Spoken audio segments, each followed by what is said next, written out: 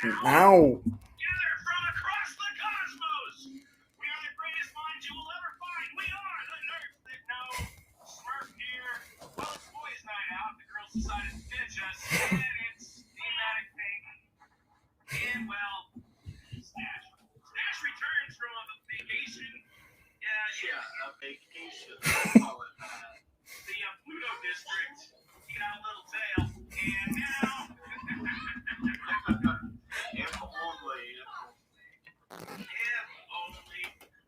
Fox is on assignment, and Bobby's busy seducing an entire planet as we speak.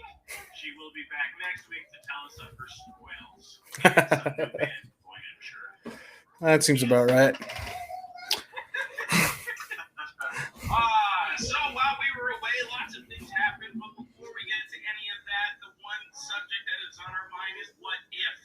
We won't talk about this week's episode 4, but episode 3 was epic. What I love the most about this is throughout the entire episode is how we're seeing the the Watcher kind of like worked into the background as scenes happen and things go on. And this was dark. I mean, it's getting darker and darker. And again, I do like that they bring back all the actors. Michael Douglas showed up to reprise his role as Hank Pym, and I was just like, this is spectacular. It didn't take a rocket scientist to figure out exactly what was going on, but it was malicious. But yeah, it was not an incredibly deep story, but for being a half an hour, they told you a pretty cool murder mystery in a half an hour. And that, yeah, go ahead. No, I said I was going to laugh because I love that they did the Edward Norton Hulk story, but didn't have Edward Norton in there. Well, they just cartooned him out apparently and made it Mark Ruffalo. That was very funny, actually, how they did that, or they just kind of inserted him into the. Oh yeah, it was Mark Ruffalo, of course. We got Liv Tyler back. Yeah. And she's playing Betty, but it was pretty funny to just see Mark Ruffalo supplant Edward Norton. And I'm like, was he really that much of a dick? Well, they literally just cut and pasted. Like, everything else was the same. The setting was the same. What she was wearing the same. The story was the same. Even what he was wearing was the same. It was just a different dude. They literally just cut his head off and put Ruffalo's in it. I mean, that sounds amazing. I obviously haven't watched any of this show yet because of life, but that sounds super entertaining, if nothing else, for that reason alone. Well, it took a severe turn towards the dark, and it showed a direction that I'm going to be honest, I didn't know Disney was willing to go at first. I don't know if it's so much Disney and the mouse, fuck you guys, or if it's more Marvel, just kind of like, we're going to do it whether you give us permission or not. Oh, I guarantee that's what it is, but I'm still surprised that Disney allowed it on their services, because they still have final approval on what gets released onto the platform. So somebody had to say yes to Kevin Feige to say, go ahead, yeah, put it on there. Sure. I mean, do you think we're going to see maybe an adult tier of Disney Plus because of a show like this? A separate profile for adults that has all access versus children's? Well, they kind of have, what is it? It's called Star, right? In India and England, I think. I think they have essentially an adult platform for Disney Plus, where they also put all the Fox properties that are a little more violent and stuff like that. They put all those on there. That it is a separate service, but Disney has basically said that they're not going to separate things. So there just might be some sort of parental control thing that they're going to establish in the future, which they already kind of have, because they do have a kids profile and an adult profile. So Mm-hmm. I mean, Disney has had, I can't say adult titles, but they have gone. I mean, they did have the other production company that heavied on PG-13. I think in its existence, it had one R movie in the production company, but most of them were PG-13. So they got a little racier, but nothing too heavy. So Disney's dabbled in this area, you know, just Oh yeah, they not the whole finger. You know what I'm saying? almost all of their movies involve death of some kind. Well, yes, Yeah, that's how Disney wrecks you. Let's start it off with killing the old man's wife. but it takes. I think this took a direct route because in almost all of those settings, it's either you don't see the death or you see the result of the death or something like that. They went straight for it with this and they said, no, you're going to watch some fucked up stuff happen, especially when Hulk dies. So, yeah, like, He looked like a big Jello mold that just went kablooey in the oh yeah, microwave. he looked like Jello. He looked like a Jello mold with dynamite in it, Oh and my like god, right? it was fantastic. But Very satisfying to me. It was because it looked like Greatest Warrior. You know how they have those battle dummies with the gelatin in it. Just imagine that expanding to its full capacity with bubbles and all, and just goes. yeah, That's kind of what Hulk did. yeah, it was cool. About it. And it's a big departure from the first two. Like the first two were a little more lighthearted. I mean, number one was basically Captain America, just retold. The second one was, a slight variation of the Guardians of the Galaxy story combined with Black Panther. You know, Very optimistic, and Thanos was not as yeah. Thanos-y, so yes. Then the third one, they just went, nah, no, fuck what we showed you before. We set this show up to kill some motherfuckers, and that's what's going to happen now. 0 seconds. Yeah. Boom. Oh yeah. Continue this more violent approach to the future episodes. I will say without giving anything away from 4, yeah, they're going darker. It looks like they are going to be pushing and which it makes me excited because now I can't wait for the Marvel Zombies. Cuz they might be huh? Does give it hope, doesn't it? Yeah, it makes you think hey, maybe they're going to go pretty close to the storyline, which is some wild ass shit in that story. So Doesn't Hulk bite off the surfer's head and spit it out? yeah, I believe so, and I believe the Blob also eats Janet Van Dyne, if I'm not mistaken.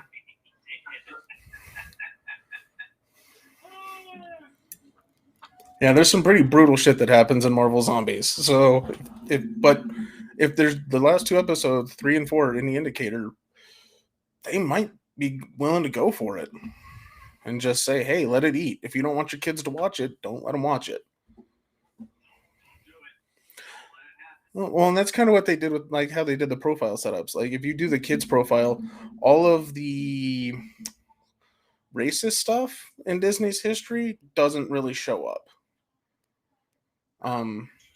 It has warnings. Like a disclaimer. Yeah, Don't everything comes with. That's what Aladdin is before it. It has a disclaimer that some portrayals are considered racist and politically incorrect, I think was the terminology they used. Yeah, they something in that vein of is not may not be appropriate for certain children and blah blah blah.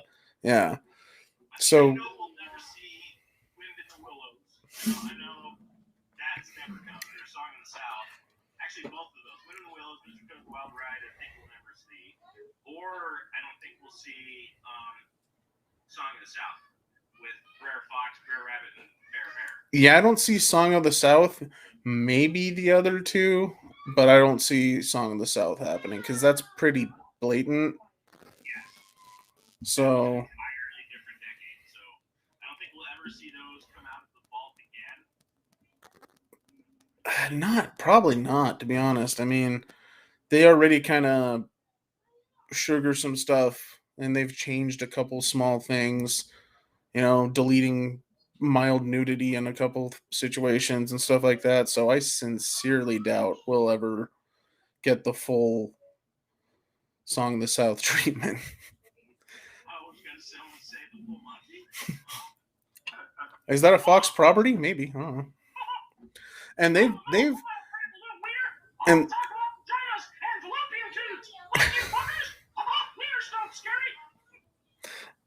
and they've already kind of taken to dumping some of their more provocative stuff onto Hulu, like all the Fox property stuff. Yeah, A, all the Fox stuff. a big chunk of it went to Hulu, which they fully own. So I'm So maybe that's where we'll see it all go. We'll see. I'll be excited to watch. yeah, I agree. Who knows?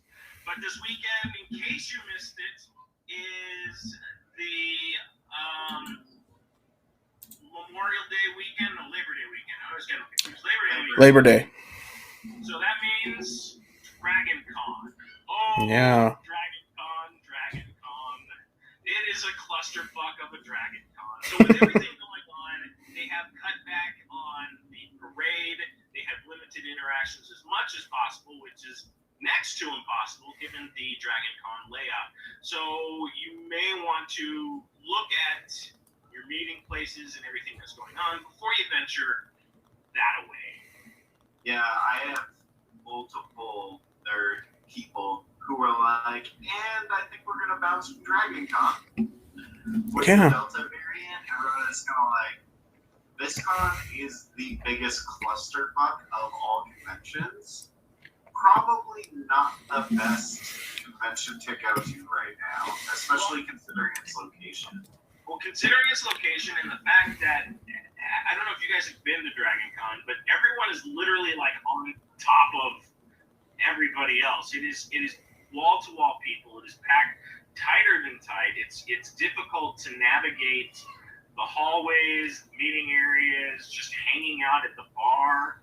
I mean, when we would go, we would find our spot and just sit there and do runs to the bar and eventually kind of move on to somewhere else. So that's kind of what we used to do. I don't imagine it would be very different now, but I don't even know what to expect. I mean, we're going to do, so the group decided next year, all in, Dragon Con 2022.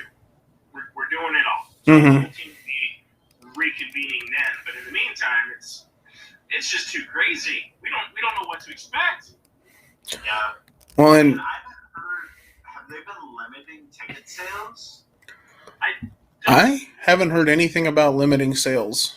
Yeah, which means they probably didn't, which means that many people, no thank you.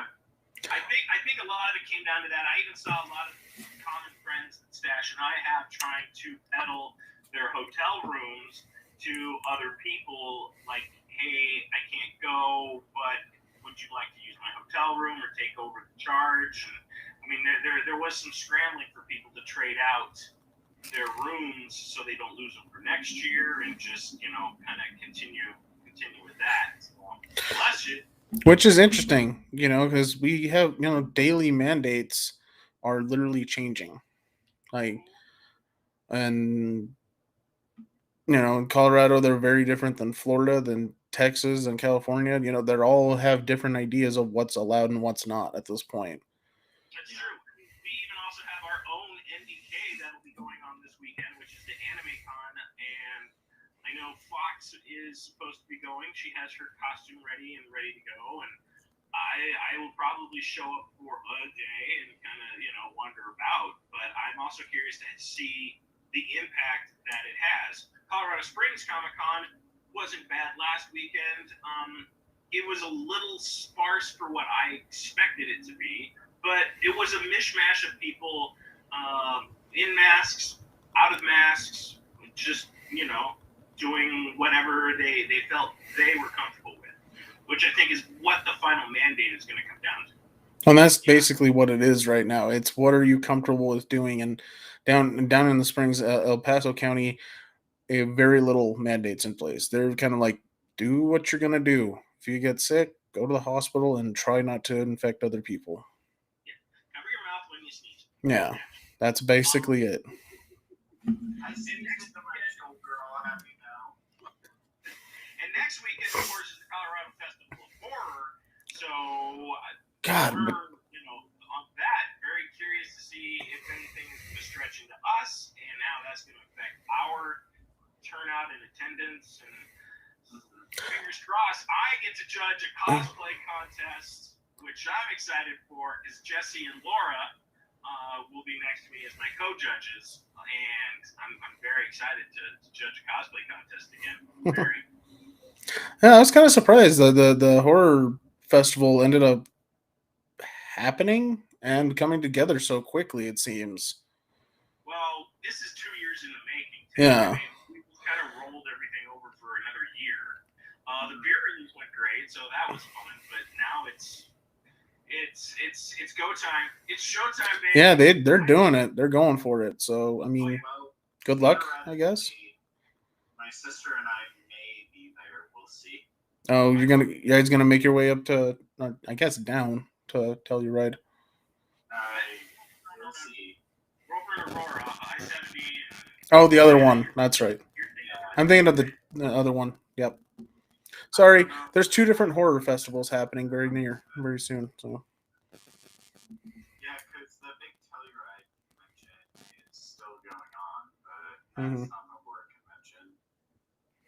But I've been to one not until October. Yeah, I think October. it's right around like the mid part of the month. something like that. Yeah, that they're doing their horror one. But yes, the Aurora one, I guess, is the one I'm talking about. My bad. Sorry, so many conventions. We shall see. I don't know. I would like to be there because horror people tend to be really cool to hang out with. Horror people are very unique, and they're all about gore, and it's fun. And if there's one group that really gets into costumes and cosplay and makeup and artistry, it is the horror people. They eat that up. So I'm like doing extra push-ups, because I'll be next to Jesse, who's like a 6'8" specimen of a human being, and I don't want to look bad. You go buy one of those Japanese bodysuits, the ones that they make out of rubber. There you go. I don't know if that would fit under my Ghostbuster suit. Yeah, you get the He-Man costume I have that has the built-in muscles. Oh, there you go. Yeah. I will die in that thing. Are you kidding me? It could be hot as balls in that. Yeah. But I guess, yeah. It'd be hilarious. It would be hilarious. It would draw emphasis to how round your face is. It would be amazing. Yeah. What else we got, Tank? Well, I mean, going with the horror route, can you give us a idea of how good Candyman is? Went to the screening of Candyman. It was very interesting, and the one thing about horror is it is always a statement of what is going on in the world around it. So there is kind of an underlying message as far as gentrification. There's some socially minded things that you walk away thinking about, especially when you dive further into the movie. So it does make you think, and it's not one of those. They're not brightening it up. They're not shoving it down your throat, and I really appreciate that. And it is a very compelling approach. Mm-hmm. The story itself is okay. It's not bad, and I thought they were going to do a retelling or change Candyman's origin, but they do kind of a sloppy way of getting around to his origin story, and they kind of expand on the lore of Candyman. So I'm okay with it. It was just kind of a weird approach. They do this amazing shadow puppetry in the film, which I thought was great.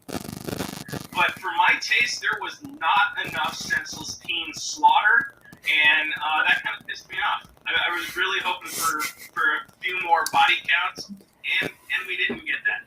There's a great scene though in the bathroom, and they go to town. We don't see all of it, but it's intense. I love it, and that was it.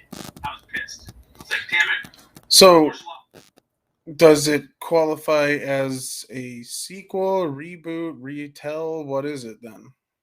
It kind of, I mean, it feels, when you're going into it, feels like a reboot. Okay. Okay? That's what I heard they were shooting for.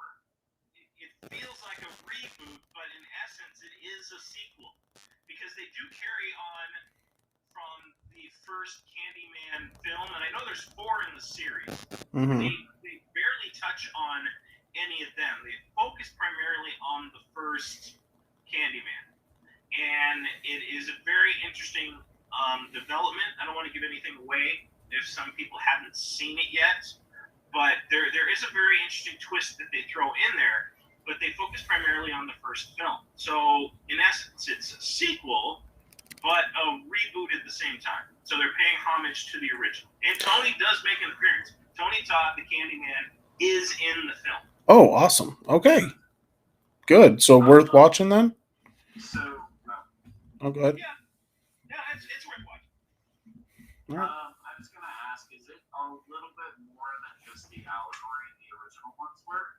Because that was kind of the thing about the first one, or the earlier ones, is the allegory for racial differences was so strong and so overwhelming that, like, I don't want to say it distracted from, like, the story it was telling, but it was definitely, it had an agenda. That movie had an agenda.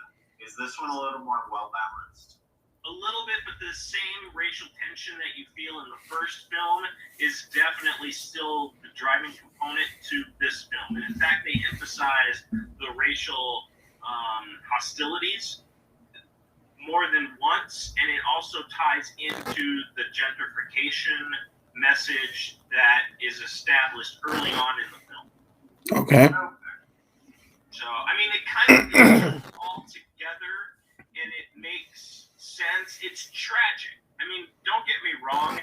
I'm not trying to disparage anything as far as that, but it is a tragic story and stories. So we get an expansion on the Candyman lore that way, but you feel it. It's not as poignant as the first Candyman, but you definitely feel it. You still get that kick in the nuts. Okay.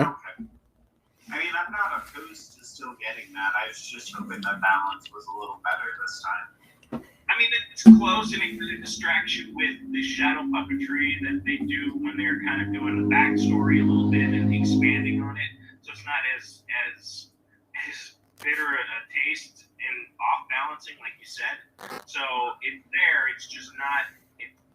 It's not as gruesome, but there is one scene in there when they're expanding on the current Candyman that is just like, ooh, Hmm. And it happens in the 70s. So you're dealing with, Detroit, the ghetto in the 70s, white cops, and a black gentleman. Oh, gotcha. There's a moment there you're just like,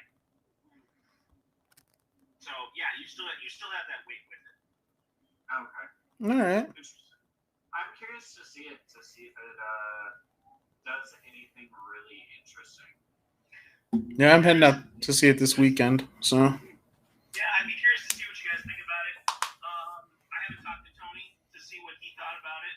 I'm actually more interested to talk to Tony about being Scarecrow than I am about Candyman. There you go. To be more honest, I mean, him and I have already talked Candyman thing to death. I really want to talk to Tony about being Scarecrow. I'm not gonna lie. That's understandable, honestly, because that was pretty cool. All right, so I guess we can go to another review. Mustache over here went and saw Free Guy. How did that go? It was fine. It was a lot better than I thought it would be. It's Ryan Reynolds doing the only shit he knows how to do. And yeah, he PG'd it up quite a bit for this. I genuinely thought this film would suffer more being like PG-13 than it actually did. The humor was decently solid, and there was some scenes in there that I feel the only reason they were PG was to get the rights to do a very specific thing. Ah. Yeah, you could tell. But at the same time, when that scene happened, I went with Morgana, and she was laughing so hard that I thought she was gonna have a seizure. It was very amusing, and like there were certain characters that now everyone was a cliche. Everything was a cliche. Now, did you laugh hard as Morgana? I did not laugh as hard as Morgana, but I did laugh at that scene. It was very amusing.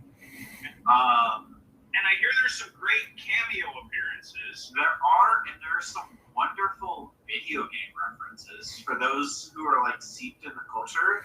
Yeah. Like some of the references are very subtle nods to very iconic games that came out over the past like 30 years of video games. Cool. And it's really rewarding to see if you have that knowledge, but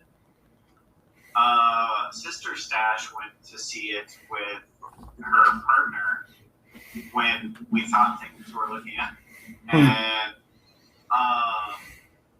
she enjoyed it as much as Morgana did. So clearly, the references aren't necessary for the film because, I mean, it's tailored to as many people as possible, and you can definitely tell. It's like it's got that PG-13 feeling where you're like, I feel like this would be better if it was a little more directed at children or at adults, but it tries to branch them, and it doesn't do either very well. So it needed to cross the line or stay behind it, is basically what you raunch it up or Pokemon it. Gotcha. Yep. So, and I feel like they just tried to walk a line that they didn't quite succeed at, but like, it's a movie I saw once. I won't ever need to see it again. I appreciated the one time I saw it. I needed a distraction, and it provided that, and it made me laugh, which is why you go to see movies like that. so is it kind of in the Once Upon a Deadpool realm then? Yeah. Where you get parts of it, but you know something's missing. Yeah, you can definitely, when you're watching it, you can feel like here is where it could go really raunchy, and the space is still there. But the space is still there. Gotcha. So they pass on the opportunity. Those chickens. I really wish we would have gotten this at rated R. I feel like they could have done some very interesting things with what they did. But, I mean, what do you expect? It's appealing to huge audiences, and like the demographic I saw when I saw it in theaters was quite extreme.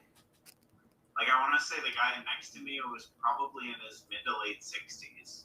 And then there were a bunch of kids in there, and then obviously a rather high ratio females, considering Brad Reynolds. Sex appeal.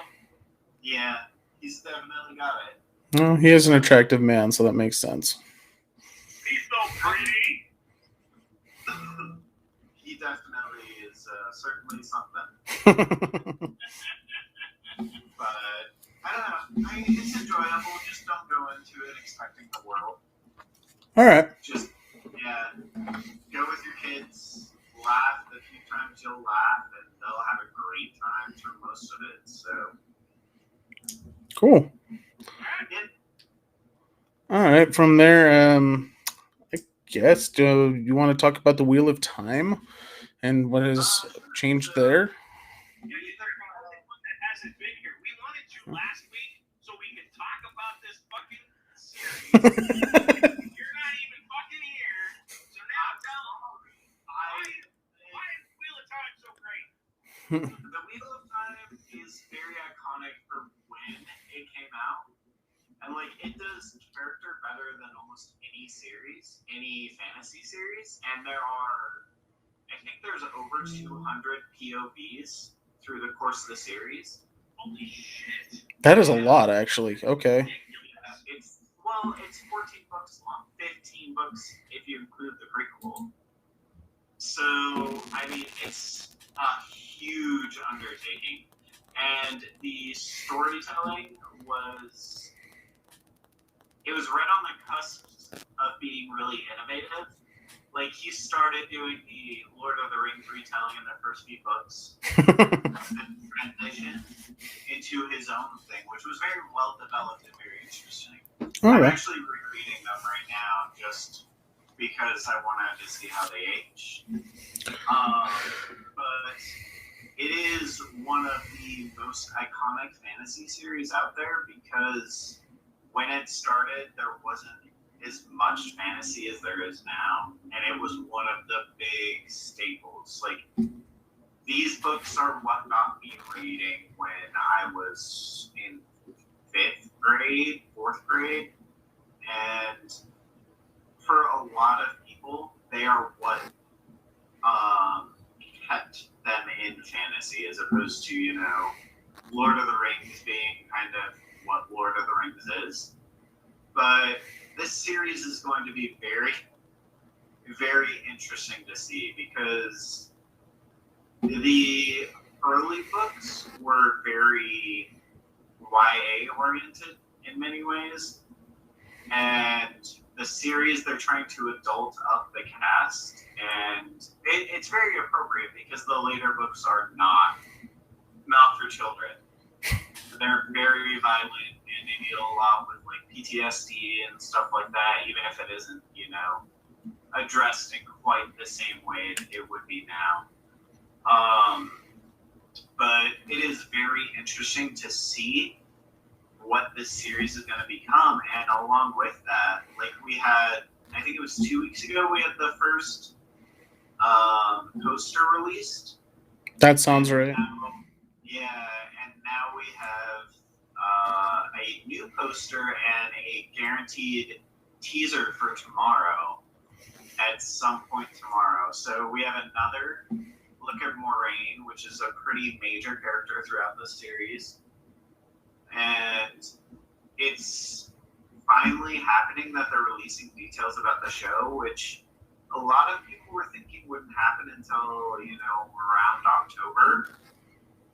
But, I mean, September it's a good time because the series is guaranteed to reveal in November, or to be dropped in November. So we'll see. I'm really curious to see what some of the world looks like because it was shot in Venice?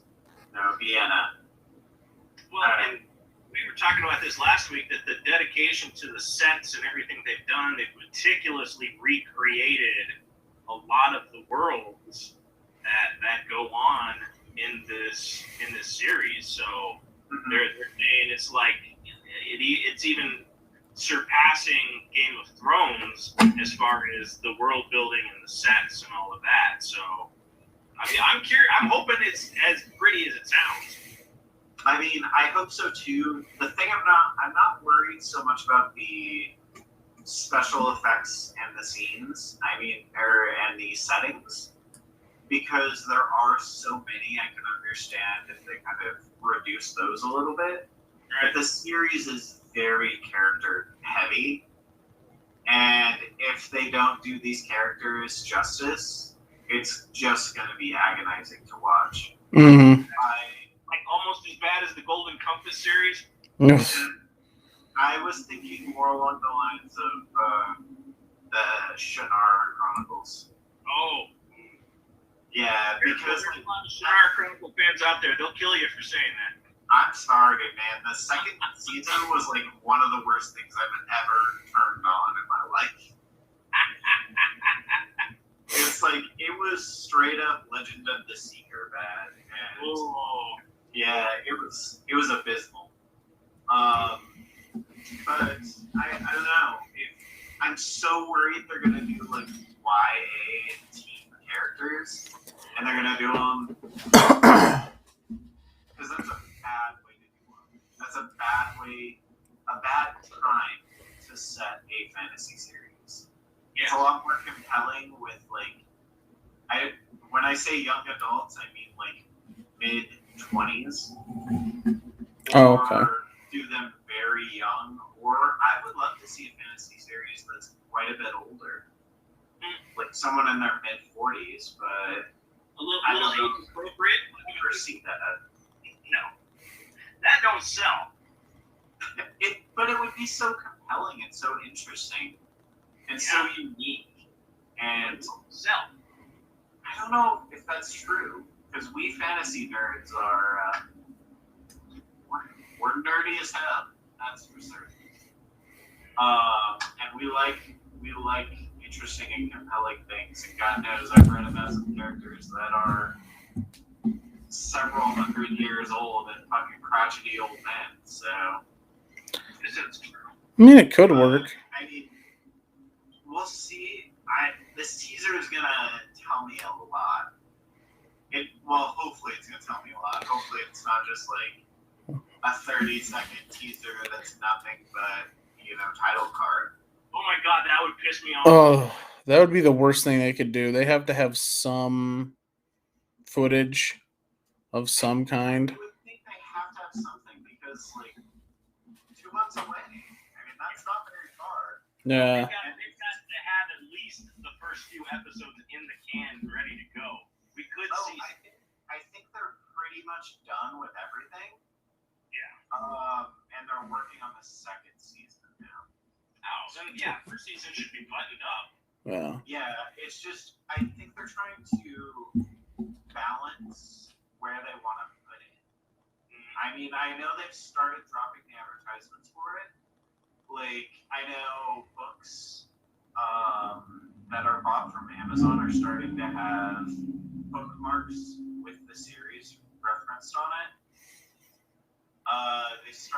They dropped a new version of the first book, a specific TV series tie-in, which isn't as cheesy as the Lord of the Rings movies ones were, but it still doesn't look great. But we'll see. It's one of the most iconic and famous fantasy series ever. Even if you don't read it, you know of it. So they need to do this justice, and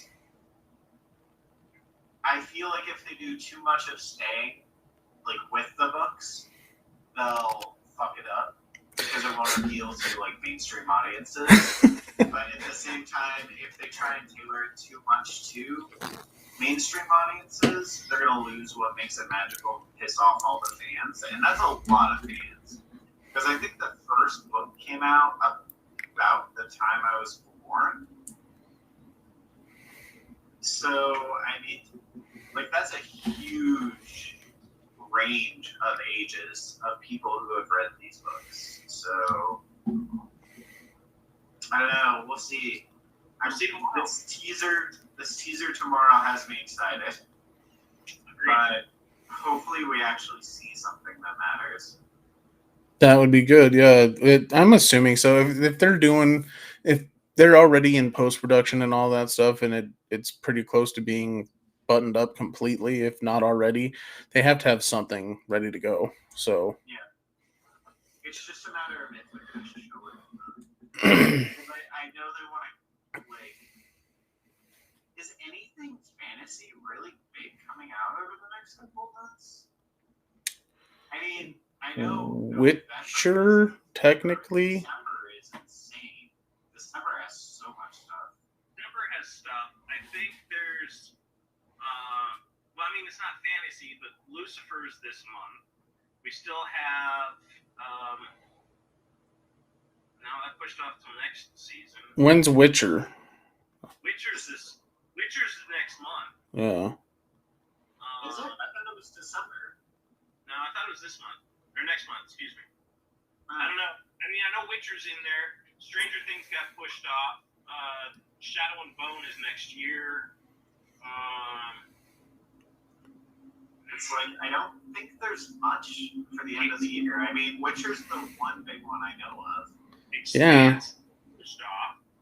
Yeah, Expanse is sci-fi though. I mean, Specifically in the fantasy realm, I can't really think of anything. Oh, what was that Orlando Bloom series? Lord of the Rings. Not that one. One where it's steampunky with the fairies. oh, Carnival of Delights. Carnival Row. Yes. That's supposed to be coming back. Is it? Yeah. Soon though? Is it supposed to be soon? Supposed to be soon. I know it got renewed, and I thought they were filming. It's possible. I don't know. Here, I'll take a look real quick. I did like that series. I mean, I don't care to see Orlando Bloom's butt anymore, but I mean, oh come on, don't lie to yourself. I mean, I did Mary's got a nice cheek. Those high cheekbones.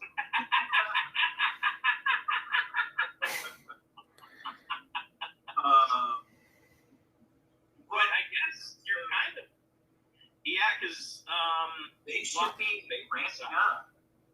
They should be ramping up right now. Carnival. And October really, or this month and next month really hard. Yeah, there's no announcement. Carnival Row Season 2 is in production. Doesn't say which level of production currently.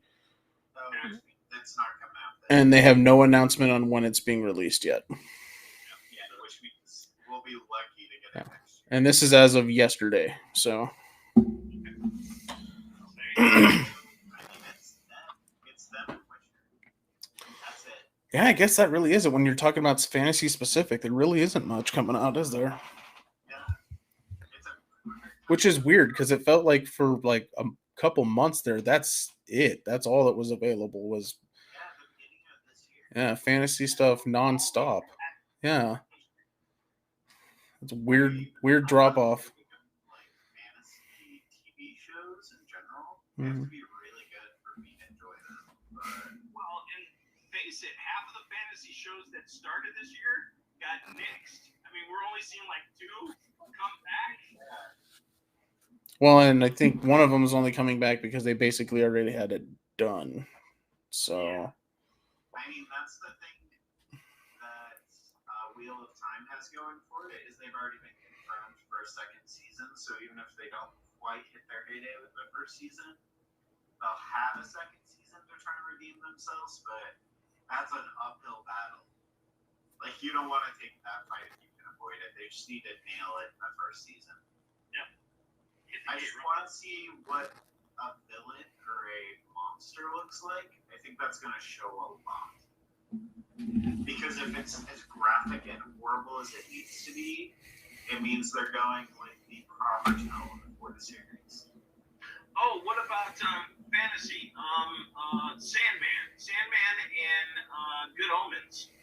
Those should be hitting. Good Omens may not be this season, but this year. Good Omens is next year. Yeah. Yeah, but Sandman is kind of a comic book property, but that would be a borderline fantasy. Yeah, but is Sandman coming out this year either? I believe it is. I'm gonna check real quick because should be this year.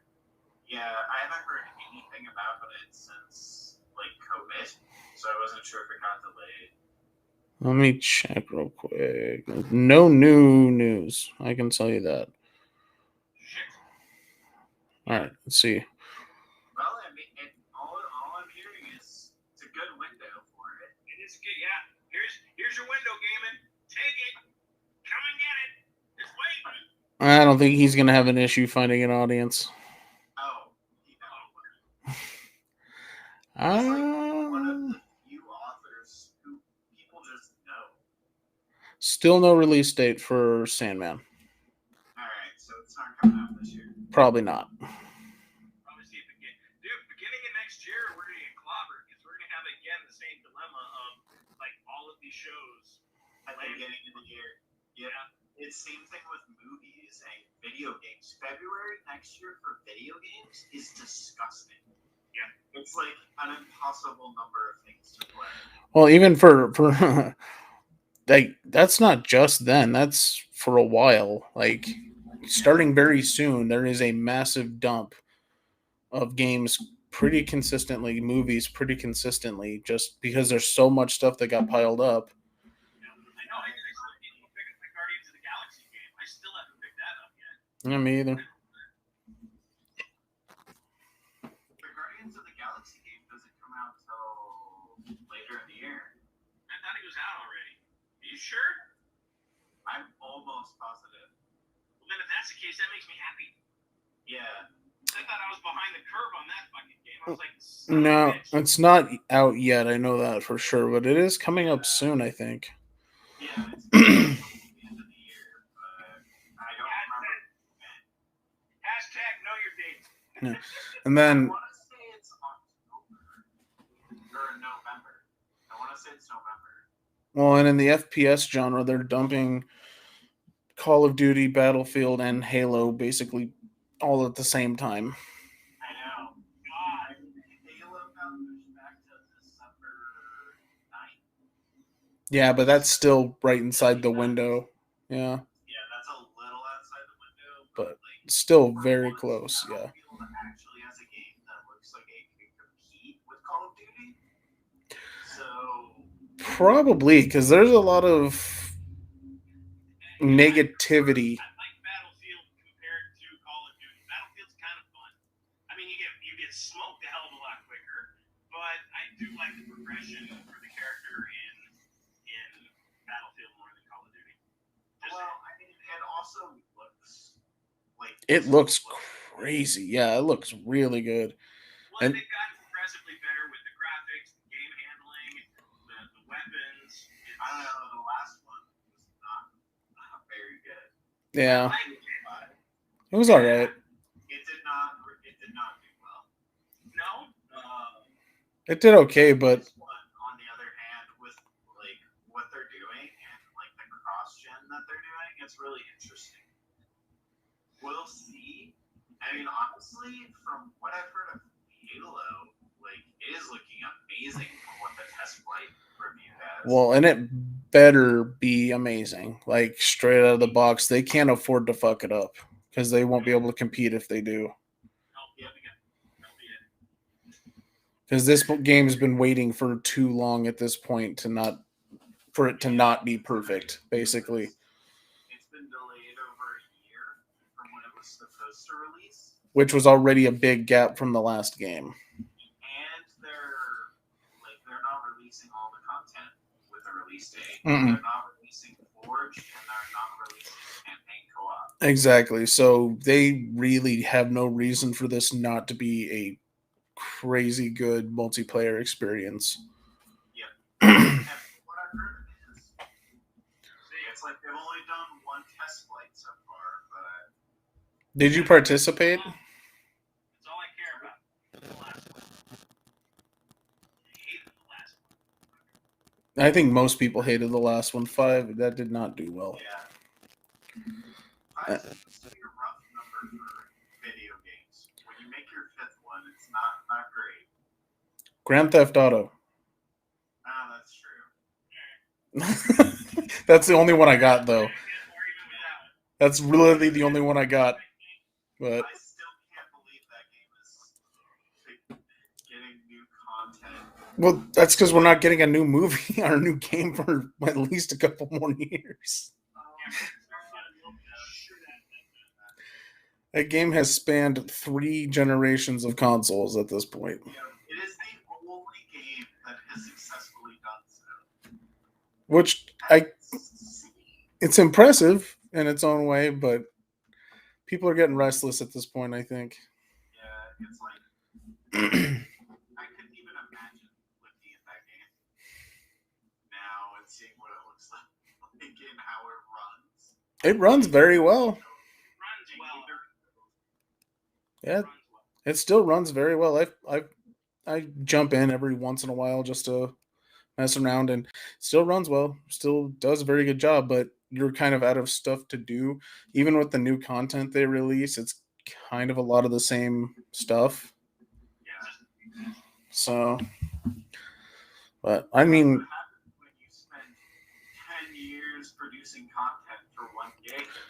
I guess you got to give it to them for their dedication, at least. I'm worried about the next one. Like, what the fuck are you gonna do that you haven't done? You've already done everything you can possibly do or think of in this one. Oh my God, Grand Theft Auto in space. Oh, we already got that. Space. Yeah, we already did that. That was Saints Row 4. Fast and the Furious. Favorite games of all time, I'll have you know, Tank. Oh, I love Saints Row. That came out too. They released the trailer for that, the new Saints Row. So interesting, but it looks like it's not going to be quite as absurd. Well, and it looks like it's going to be the exact same story. Like a lot of the stuff. I don't know, because they're doing a complete refresh and they're having no crossover characters. Well, yeah, but it's the same gangs. I mean, every gang that is represented in the first 3 games shows up in the trailer. Completely different location. It's completely different characters. It's like they said they're trying to do a complete refresh.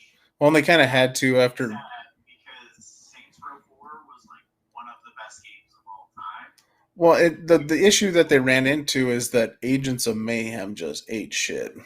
Like, that completely killed so much of their goodwill. So, but I'm interested. I'll play it. I'm not gonna. I'll buy it. Yeah. It will probably be my one pre-order. My one pre-order was going to be Guardians, but then I was like, I'll use this money on a memory card for my Xbox Series X instead. There you go. Yeah, that makes more sense. What else you got for us, Tank? My battery's running low and my glass is almost empty. Actually, I don't know if we got a whole lot left. I don't think so. I think we're good to go for this week. Yeah.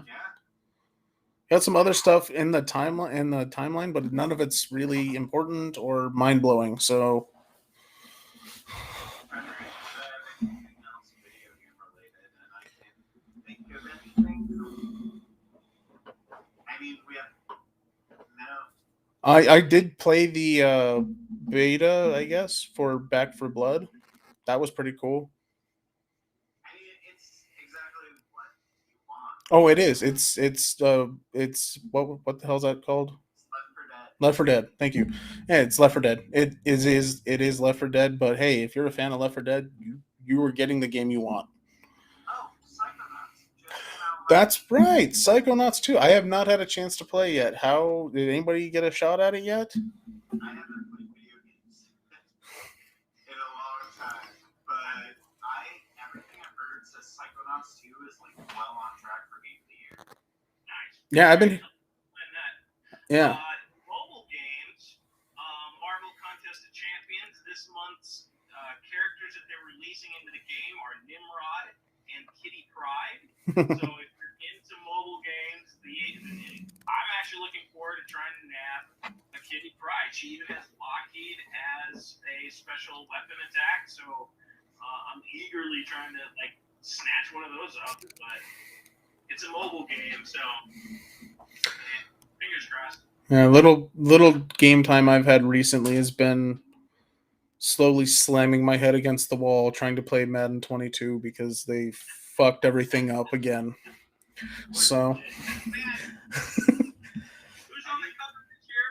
Who's going to be broken? It's Brady and Mahomes. Oh my god. Shared cover for the GOATs. Yep.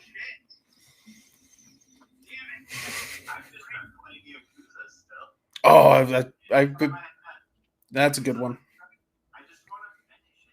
I want to platinum it, honestly. Which one? Like a Dragon. Oh, okay. I haven't played Like a Dragon yet. It's so good. Like, it's so funny. I did a crawdad hack today just because I wanted to see what it looked like. It was really funny. I got crawdad dropped out of the sky and stabbed this guy's eyes out. Oh, awesome. That's pretty cool, actually. I was playing yesterday, and it kind of made my entire day. Yeah, that kind of fits, though, that series, so good for the... And on that crawdad, we shall say goodnight. My glass is empty, so therefore I must go refill We'll be back next week. Hopefully we've got more of the team. Hopefully the boys' night didn't bother you or bore you too much. If it did, well, next week will be better. In the meantime, run fast.